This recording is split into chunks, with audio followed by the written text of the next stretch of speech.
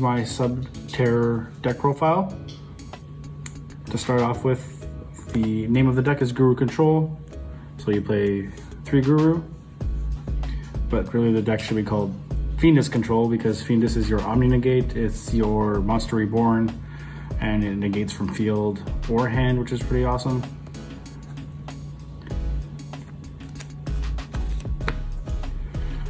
Other 3 of his 3 Ash. It's your second best hand trap in the deck, besides Fiendus. You want to play that at 3 instead of 2? I felt it was good at 3 simply because I didn't really want to play any other hand trap, and if I could cut this to 2 and then play another hand trap at 2, but that means I have to take another spot away from something else to make it have the 4 cards. So I just figured I'd play 3 Ash, and it's also an easy side out card. If you only want to, if you're going first, you can just cut it down to 1, or cut 1 down to make it 2. Then the last 2 monsters is one Umastrix and one Umastrix and 1 Archer. Through a lot of testing, I remember the first probably 30 matches, I never used this card, ever. I was really debating cutting it for 2 Archer because Archer came up a lot, but then switching the Thunder matchup, this is fantastic because you can just abuse this once you get 2 final battles, because you can just flip it down, flip it back up. When it flips up, banish a card. So it's so good once you just start abusing this card just to recycle, banish cards. It's fantastic. So this is needed at the end of the day, and also the 4700 body with final battle becomes really relevant, especially when you're facing up against an Avermax with the field spell, because it becomes 3500, and Guru with final battle is only 3400. So you can actually you can get 2 monsters on the field, tribute 7 it, so Avermax doesn't gain attack, and then you can run it over. Onto the spells. The best spell in the deck, 3 Hidden City. At any point in the game you want to see this, top deck, late game, early game, it's fantastic. It's like 4 effects, and field spells with 4 effects are fantastic. Second best spell in the game, 3 Extravagance. It's pure advantage because I don't care about my extra deck. Also, the fact that I can activate this, then use Duality, and then grab City, and then grab Guru and Fiendus, and it's so fantastic. And if you are concerned, you can always blood is getting negated, just super poly and standby, and then use this in main phase. Speaking of that, main 2 super poly, it gives me more going second utility, and even going first again, like you said it. If it gets popped or something, you don't really care. But worst case, they start making a board, you can just stop it halfway and they can't do anything to stop you. 2 Duality, I know some people play 3. I think 3 is bricky because Duality into Duality is very sad, so 2 is fine. 2 Cyclones.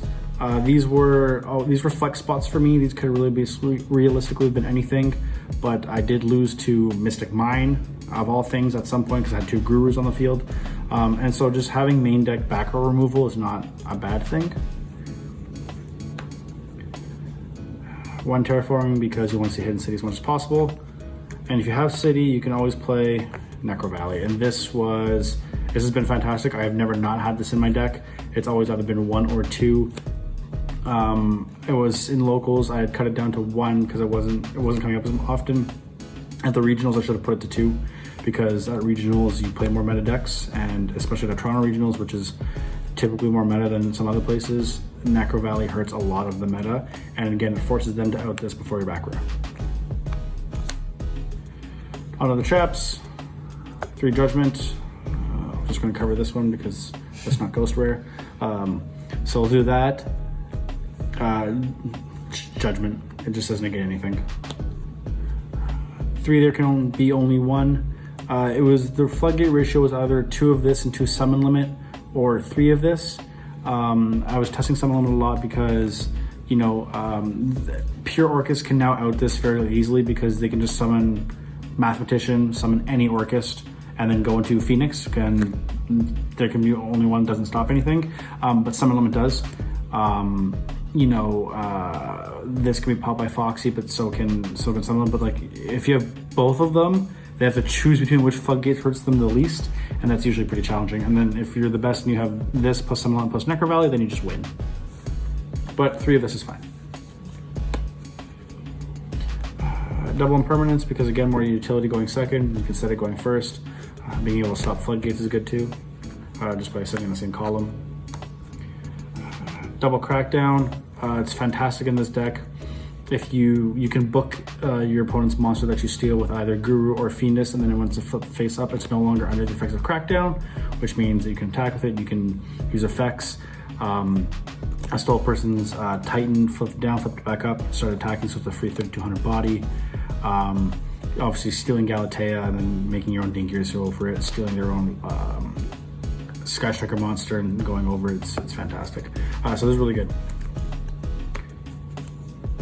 Double Strike, because again, these were originally flex spots. I don't remember what they were beforehand, but I found out that not being able to negate monster effects or having only monster negation being Fiendus really sucked. So I liked having Strike for when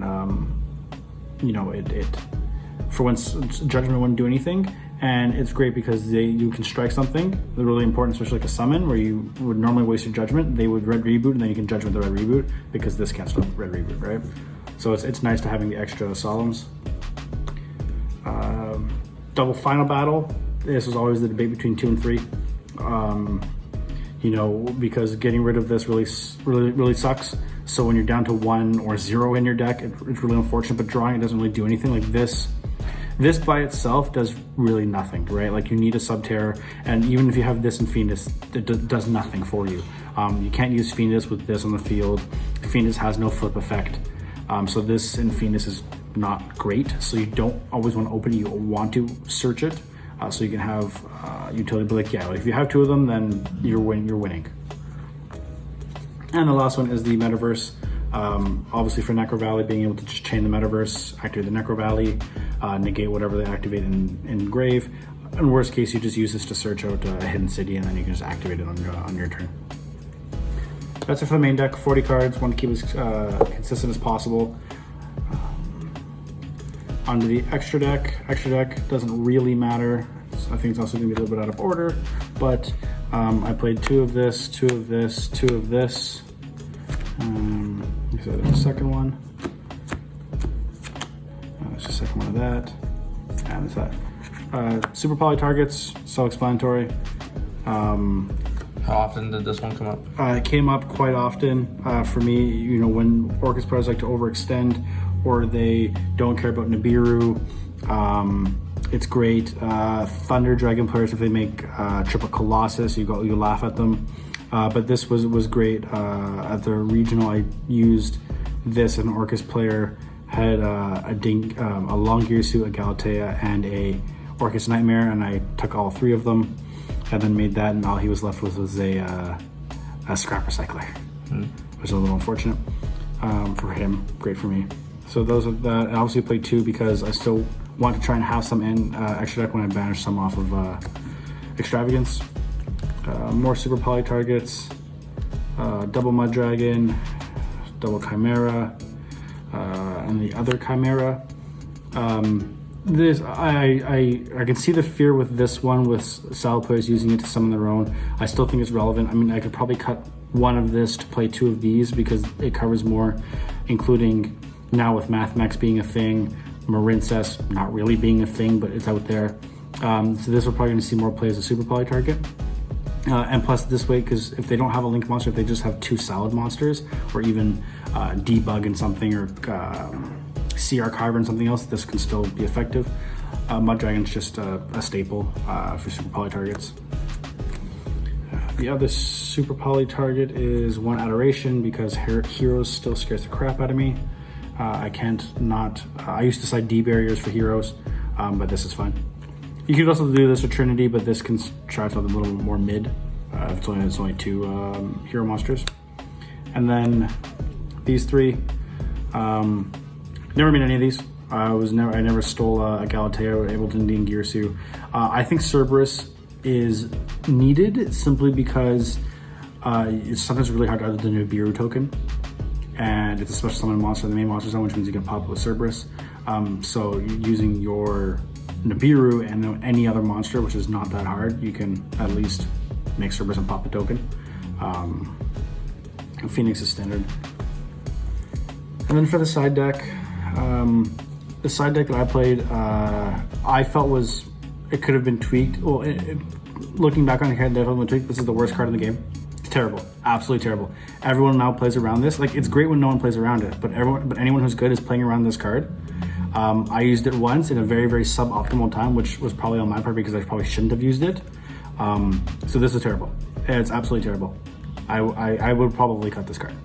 Would you replace it with Sphere Mode or like a Kaiju or? I would probably prefer Kaijus. I wouldn't do Sphere Mode just because this deck does need its run. It needs its set. But this could have been like Dark Ruler, which meh, but maybe something more like Heavy Storm Duster. If I'm going first, just to pop a card. Even Waking I would have taken because at least people were popping back row. Then go ahead, pop my back row. But no, this card was terrible. Absolutely horrendous. Even more hand traps. I would have preferred if this was 3 Crow. Yeah. Which actually might be viable, but no, it's terrible. This was fine. Standard. If you're not playing 3 Lancia in this format, you're bad. Doesn't matter what deck you're playing. Play 3 Lancia. Also, in this deck, it has added utility for outing. I would even side it in going first against non-Orcust or T-Drag because it helps out evenly. Right? They would evenly you. You just chain Lancia, they can't evenly you. Speaking of that, 3 evenly. You don't care about your battle phase, you're not OTKing someone, so this deck's hardest matchups are Striker and Draco, and evenly hurts them. Double Pank, again, Striker, Draco, any backrow deck, it's great. The Spice, double Forbidden Graveyard, because this deck is really hard to make Dweller, so I play Spell Dweller. Does the same thing. For those that are confused, this is also Silent Graveyard that got reprinted. Yes, it's now called Silent Graveyard. It's no longer called Forbidden Graveyard anymore because you have that monster that searches forbidden quick play spells, and this doesn't count. Yeah. Still the same thing. It's just discard 1 card, Dweller. Yeah. And the one was the 3rd Cosmic Cyclone, and then the 1 Order. Again, Striker. Yeah. And Draco. The 2 hardest matchups, and Striker Draco is a terrible matchup because it's both things combined. Awesome. All right, Cody, thank you so much for the deck profile. Anytime, guys. Go follow Cardboard Cravings, Instagram, Facebook, YouTube, and anything else on the interwebs. There, Cardboard's Craving is there. Go follow. And you were on the podcast. And go listen to our podcast because I'm on it. And I tell you, that I forget how to play trap cards, and this is a trap-based deck. So go listen to a person who plays a trap-based deck talk about how they forget how trap cards work. Awesome. All right, see you guys. Bye.